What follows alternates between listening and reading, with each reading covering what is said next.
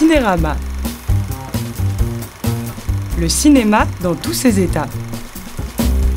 Bonjour Cinérama, nous voilà de retour, nous c'est-à-dire Samuel Douer et moi, que je vais saluer tout de suite, et on va vous parler comme d'habitude des deux films qui nous ont inspirés cette semaine, à savoir Dogman de Matteo Garrone, et qui a été présenté au Festival de Cannes et qui est reparti primé, en tout cas son acteur, et puis un film sur John McEnroe, qui s'appelle John McEnroe, l'Empire de la perfection de Julien Faro.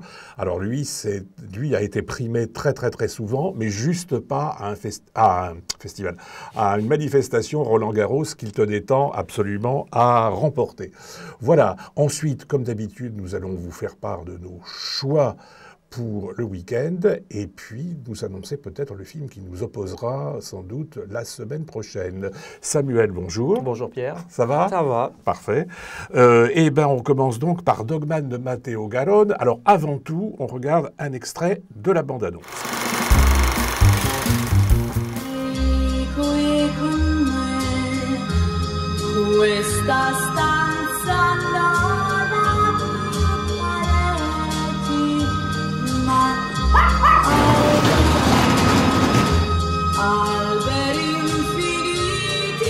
Guardate, un'altra volta,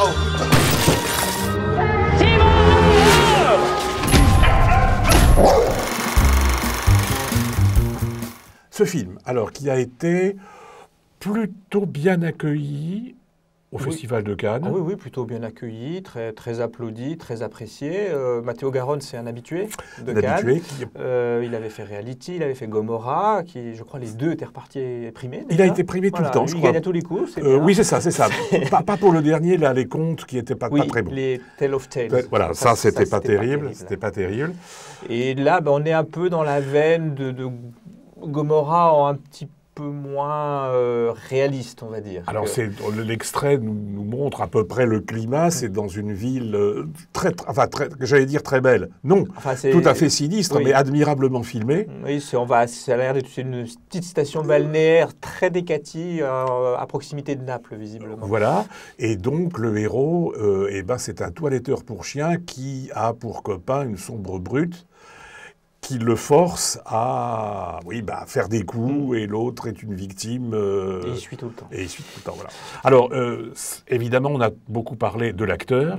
Donc Marcello Fonte, on a beaucoup parlé de lui parce qu'il a été primé à Cannes pour son parcours assez étonnant, puisque et on peut dire qu'il sort du ruisseau quasiment. Il milite dans un théâtre très engagé. Voilà, il a une conception très collective de l'acte théâtral.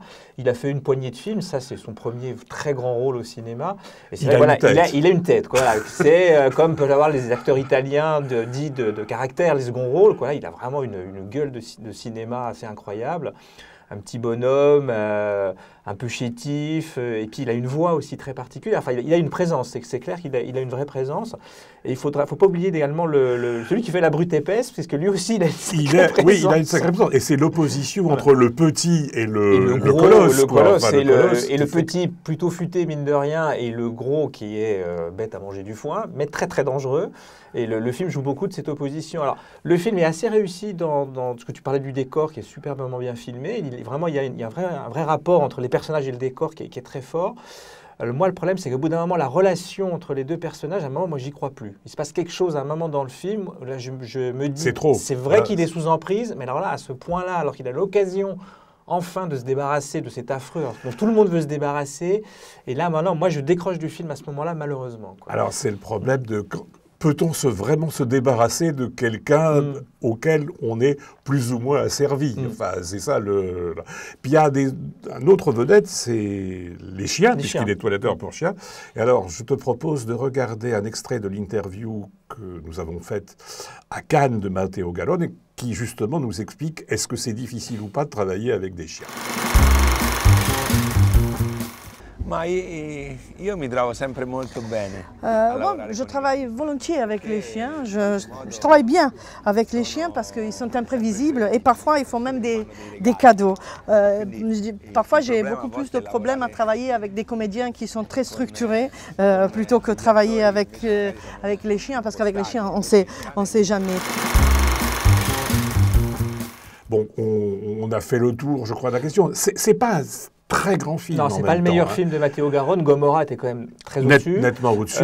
Après, vraiment, le film est intéressant et pour le décor et pour effectivement ce comédien venu de nulle part ou quasiment, qui crève l'écran, qui a vraiment quelque chose, quoi. Mais enfin, tout le cinéma italien, me semble-t-il, parce qu'on parlera plus tard des autres, enfin, de l'autre film italien qui était en compétition, qui sortira nettement dans quelques mois seulement, mais il y a une espèce de recours au cinéma néo-réaliste, réalisme poétique à l'ancienne, c'est-à-dire la comédie italienne, mais de Scola, enfin on pense un peu à Affreux les méchants. Ou un peu au pigeon, de certaine manière, voilà, avec des gens de peu, on va dire, mais en même temps qui ont une gueule, qui ont un...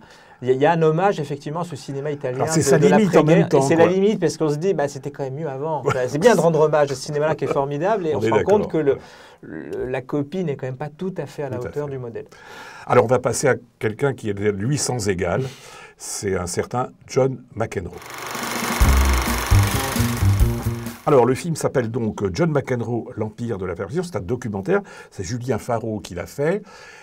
Et enfin, c'est clair, hein, le sujet est très très clair. On voit quand même, pour s'en convaincre, un extrait de la bande-annonce.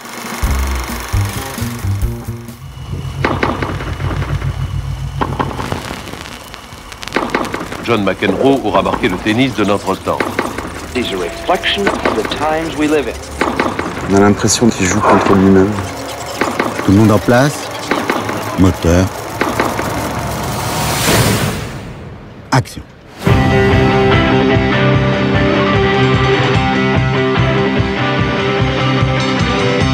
McEnroe impose le tempo et s'octroie le droit de dire « coupez ».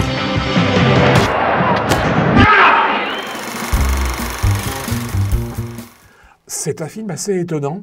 Oui, alors il faut dire deux mots de la manière dont il a été fait quand même, puisque c'est un film de montage, vraiment, c'est-à-dire montage d'images d'archives, mais pas n'importe quelle image d'archives. En fait, Julien Faraud travaille à l'INSEP, l'Institut national du sport, et de l'expertise et de la performance, qui est l'usine à champions française, dans laquelle il y a une médiathèque très importante, avec un fonds documentaire très riche.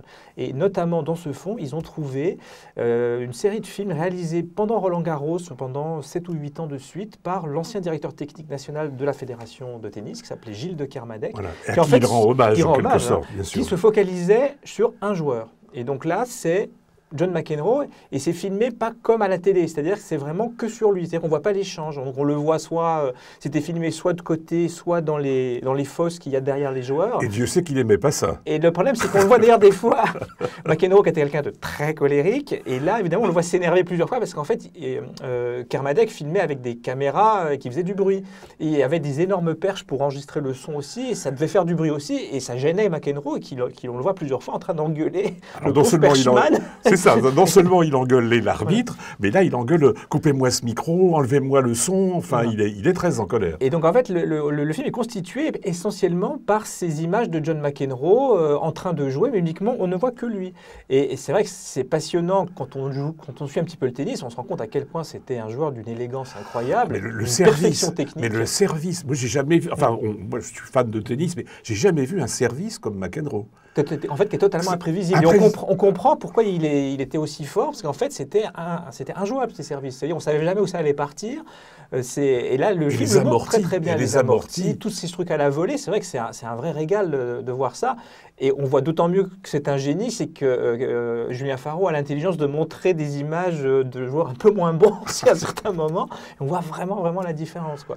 Donc, il y a ça. Et puis, ça aurait été peut-être un petit peu trop monotone de montrer que ces images-là. Donc, il y a quelques images d'archives différentes qui sont montrées pour reconstituer un petit peu le parcours aussi de John McEnroe. Et notamment cette année terrible, donc, où il a... Parce que en fait, le film montre, c'était son année de rêve, l'année 1984. Il marchait sur l'eau, il gagnait tout, il était vraiment injouable. Et il arrive à Roland-Garros, il est injouable, il gagne tout, il passe tous les tours sans encombre. Il arrive en finale contre Ivan Lendl, les 2 premiers sets sont une vraie formalité. Et au milieu du 3e set, qu'est-ce qui se passe? Donc vous le verrez dans le film. D'ailleurs au sens propre. Voilà. Et on le voit dans le film, et là ce qui est très fort, c'est que quand on est fan de tennis, évidemment, on connaît ce qui s'est passé, on connaît le résultat de ce match. Et la dernière demi-heure du film, ce n'est ça raconte en fait ce fameux match maudit pour John McEnroe.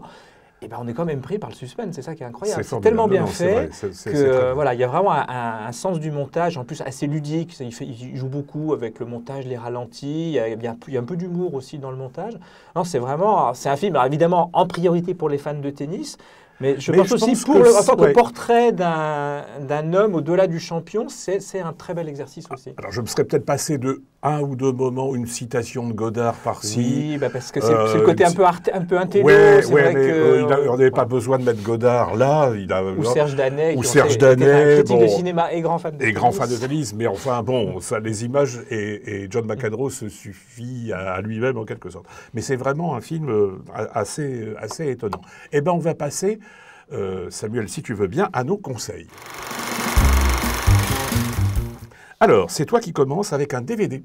Ah, un DVD, alors, et quel DVD, quel DVD? Alors, en fait, c'est une édition magnifique de Memories of Murder, qui est le deuxième film du coréen Bong Joon-ho et le film qu'il a fait connaître en Occident. C'est un des chefs-d'œuvre de ce qu'on appelle le néo-polar. C'est très bien. C'est vraiment un film formidable qui raconte en fait une enquête sur un serial killer. C'est une histoire vraie. C'est un serial killer en Corée qui a tué une dizaine de jeunes femmes, toujours avec le même modus operandi particulièrement macabre. Et en fait, le film est vraiment formidable parce que c'est une enquête passionnante. Et en plus, c'est le talent de Bong Joon-ho, qui est propre à beaucoup de réalisateurs coréens, c'est de mélanger les genres. C'est-à-dire qu'on est vraiment dans une enquête très noire et en même temps on rit énormément parce que ça montre on va dire la malchance quand tout va bien et la totale incompétence des policiers et il en fait quelque chose de très drôle. Le film a certains moments bifurque fantastique avec des ambiances grâce à la mise en scène. Voilà, et en plus c'est du luxe quoi. Et c'est du luxe, voilà. C'est l'Arabia qui est vraiment un éditeur de DVD qui fait des choses très très riches. Alors s'il y a le DVD, le Blu-ray, il y a un bonus passionnant qui raconte le tournage du film. Et vous avez en plus le storyboard complet du film, qui montre bien à quel point le film était quand même extrêmement préparé à l'avance et que la mise en scène, selon Bong Joon-ho, est quand même une mécanique de très haute précision. Voilà, donc c'est vraiment un très bel objet et un superbe film. C'est chez l'Arabia. Très bien. Alors moi, je voudrais parler d'un coup de cœur d'un film qui sort cette semaine qui s'appelle The Strange Ones, de Christopher Radcliffe et de Lauren Volkstein. C'est un road movie en quelque sorte, assez ambigu, voire même un peu pervers, puisque c'est l'histoire d'un gamin et de son frère. Donc le gamin a 12 ans, le jeune homme qui a 22, 23, 25 peut-être. Ils fuient, ils arrivent ils essaient de fuir quelque chose. Sauf qu'on s'aperçoit assez vite que c'est pas son frère et qu'il y a des liens assez curieux entre les deux. Et en même temps, le film est assez intéressant parce que il nous donne plein de fausses pistes. C'est-à-dire que lorsqu'on penche vers la perversité, on s'aperçoit que c'est pas du tout pervers. Puis lorsqu'on penche vers la facilité, c'est beaucoup plus complexe que ce qu'on a imaginé. Donc c'est un film assez intéressant. Peut-être rien trop esthétique, mais il y a une scène absolument magnifique où ils arrivent dans un motel déserté, où ils sont accueillis tous les deux par une fille, et le petit gamin qui sent bien l'attrait qu'exerce son faux frère sur la jeune femme, se livre à une espèce de jeu de massacre assez curieux. Voilà, c'est un film intéressant qui s'appelle donc The Strange Ones. Et voilà, c'est un film à voir et à découvrir. Je te redonne la parole pour un film à la télé. Alors oui, un film beaucoup moins pervers, on va dire. C'est Sur la route de Madison de Clint Eastwood. Classique. Alors, classique, un mélo, un vrai mélo, vraiment, qui fait pleurer des rivières. C'est à revoir sur Arte ce dimanche soir. Oui, Arte 20h50. C'est le film du dimanche soir sur Arte. Alors voilà, c'est vraiment le film qui prouve qu'un très mauvais roman de mauvaise littérature de gare peut devenir un très grand film. Mais c'est souvent le cas. Et c'est souvent le cas. Et là, c'est vrai que moi je l'ai lu, le roman, c'est vraiment très mauvais. Vraiment mauvais, oui. Et là, Clint Eastwood en fait vraiment, c'est une histoire d'un photographe qui va dans un coin reculé de l'Iowa pour photographier les ponts couverts, qui est l'attraction touristique locale. et puis qui rencontre une femme au foyer qui s'embête beaucoup dans sa campagne profonde, et puis une relation se noue entre eux, un amour, une brève rencontre, on va dire, pour rester pour reprendre le titre de David Lean. Voilà, c'est un film constamment subtil, superbement interprété par Meryl Streep et Clint Eastwood, qui jouent bien sûr le rôle du photographe. Meryl Streep en fait toujours un peu beaucoup, mais là, honnêtement, elle a pu tellement m'agacer par ailleurs que là, je la trouve vraiment très émouvante. Voilà, et le film est vraiment, préparer les mouchoirs, c'est vraiment un vrai mélo, et quand même de grands moments de mise en scène. Je ne vous en dis pas plus, mais une scène de départ sous la pluie avec 2 voitures. Voilà, où tout se passe par les lumières des phares des voitures. Enfin, c'est vraiment un très très grand moment de cinéma, et c'est vraiment un très beau film. Alors, mon dernier choix, c'est un livre, un bouquin que je présente là. C'est Le Christ selon Pasolini par René de Cecati. René de Cecati qui avait déjà étudié un peu le phénomène Greta Garbo dans Un renoncement, a recueilli absolument tous les textes que Pasolini a écrit sur le Christ. Parce que le paradoxe de Pier Paolo Pasolini, c'est qu'il était communiste, marxiste, et chrétien. Et peut-être pas chrétien, mais en tout cas amoureux de la figure du Christ. Et de son message. Et pas du tout de l'Église, parce qu'au contraire... Il a eu quelques soucis. Oui. Il n'aimait pas l'Église institutionnelle, et l'Église ne l'aimait pas. Et donc là, on voit les poèmes du début, les discours qu'il a fait. C'est absolument passionnant. Et en plus, c'est pas du tout un livre bondieussard. C'est-à-dire qu'on voit à quel point l'image du Christ, pour Pasolini, était associée à celle de la révolte, du désordre et du blasphème. Ce qu'on voyait bien dans l'Évangile selon saint Matthieu, qui était une vision, on va dire, quasi marxiste de l'Évangile. Absolument. Mais le blasphème était très important, et Pasolini écrit des textes blasphématoires sur l'Église. À part Jean 23, il a une petite indulgence pour le pape Jean 23, mais pas beaucoup. Mais en tout cas, le travail de René de Cecati est formidable, et vraiment, je le recommande. C'est Le Christ selon Pasolini, et c'est chez Fayard. Voilà, merci Samuel d'avoir participé à cette émission. Merci de nous avoir regardés. Écoutez, la semaine prochaine, tout ce que je peux vous dire, c'est qu'on parlera d'un film très controversé qui s'appelle Fleuve Noir, d'Éric Zonca, avec Vincent Cassel, Sandrine Kiberlin et Romain Duris. À la semaine prochaine.